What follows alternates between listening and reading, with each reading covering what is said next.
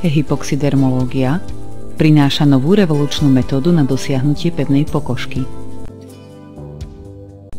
Ideálnu váhu si pomocou správnej životosprávy a športu môžeme udržať celý život.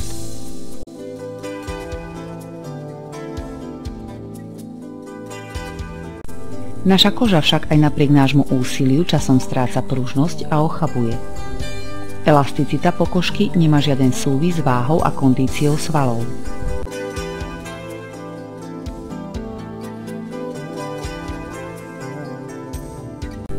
Jedno však majú svaly a pokožka spoločné. Dajú sa trénovať. Tak ako svaly, aj pokožka vyžaduje veľa pohybu. Hypoxydermológia dodáva pokožke množstvo pohybu pomocou 400 vákuových komôr.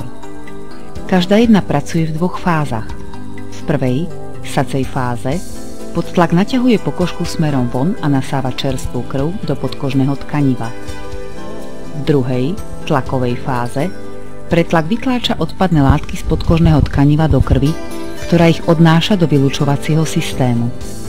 Dochádza k rýchlej a účinnej detoxikácii tela. Striedaním podtlaku a pretlaku sa zároveň aktivujú podkožné elastické vlákna. Neustálou stimuláciou sa stávajú pružnejšími. Táto liečebná metóda, založená na princípe bankovej masáže, je svetu známa už viac ako 5000 rokov. Hypoxy však ako prvé zdokonalilo účinnosť tejto metódy, a to v podobe až 400 naraz pôsobiacich baniek v oblasti problémovej zóny. A najlepšie na tom je, že pokiaľ vaša koža trénuje, vy pokojne ležíte a relaxujete.